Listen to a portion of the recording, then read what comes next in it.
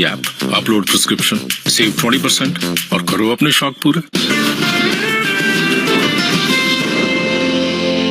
Welcome back. You're tuned into Bazaar Morning Call. It was a subdued set of earnings from Venky's this time around in the third quarter. The revenue growth was fine. It was about 17%, but it was negated by margin compression across all categories. NB Venkatesh Rao, the MD of the company, joins us now to talk about that. Mr. Rao, thanks so much for joining us. You know, when we spoke with you the last time also, you indicated that poultry prices could remain weak and there could be some pressure on margins. We're seeing it in this quarter's numbers where your poultry product margins have fallen to almost 22% versus 27% earlier. What does the pressure, where are the pressure pockets now and what does the margin trajectory look like? I think basically what has happened is the yields are not so good. Basically there's layers of finished goods or day-old chicks or basically hatching eggs, or even, for example, what has happened is basically because of the rains, you can say indirectly affecting the feed prices, the soya is getting exported. What has happened basically is that if you see the margins to this year, I think it has gone down to 4 to 5 rupees per kilo in the cost wise in feed and finish wise in broiler chicks and finished goods. But as you said, the profitability is dropped by 2.5%, and of course the sales have increased surprisingly. But then somewhere there is compensated because of the interest rates have come down from half to half. So this all mix and match. But this is basically happening because of the little bit of a glut and overproduction, little bit of overproduction in the country basically, and the prices of course of the raw material is the main constraint of soya and maize. So just some more color on that, please. To what extent did you see inflation in soya and maize? Are those prices, input prices, still rising? And what about the finished product as well? I mean, where do prices, average prices stand right now? What should we expect in the next quarter? I think the 20% broiler hike, the maize hike is there, and then soya has also gone up by 20% thanks to the exports, partly to Iran, and maize basically getting 15% less production this year because of the army worm getting affected in the South India. And basically, if you see also the main constraints of broiler, because of this finished raw material, it is hiked from maybe 4 to 5 rupees a kilo. It is hurting the finish line. So it is very difficult in poultry industry to predict what the consumption will be for next 6 months. But I'm sure with the second crop coming in the UP, the maize prices will get a little bit of a contained, and wherever the hoarding is being held, little bit that also will come out.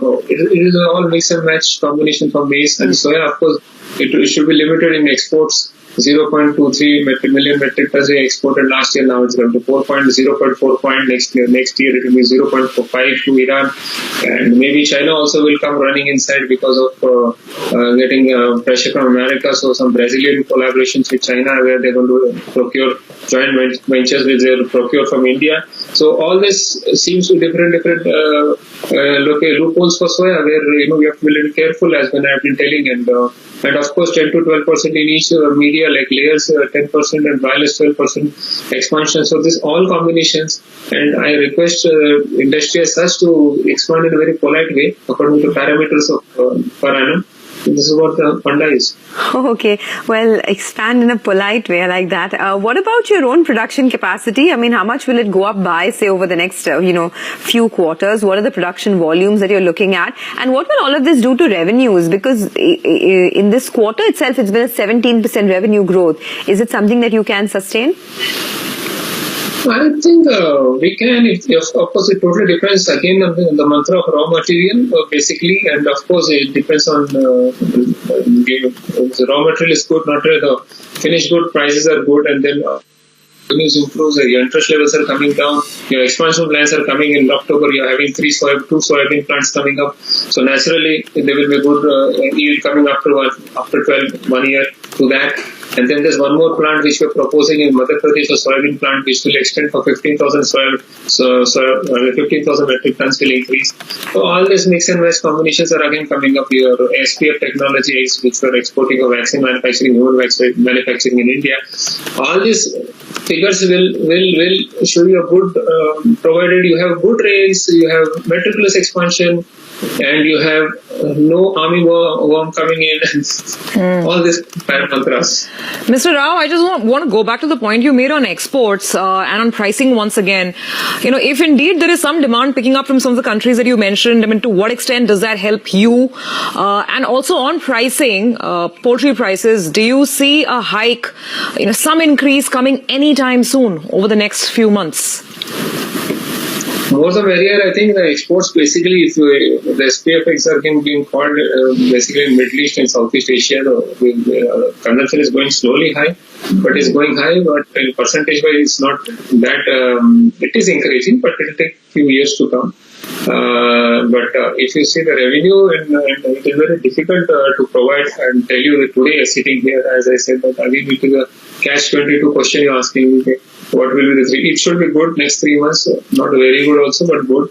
Looking at the second crop coming in, and if exports are looked into it also, and it's all depending on how it will go, when it goes, and of course consumption goes up a little bit because now summer is coming up, so consumption may a little drop overall geographically. So it depends on all the parameters which you're talking about, and the yield. Your final question is what will be the final bottom line, where we are looking meticulously very alert on all these areas whatever I've been speaking. So I'm sure that some good thing will happen, and of course I expect something to pick up in the mid of this year. Okay, well, all the best for that. Thanks so much for joining us.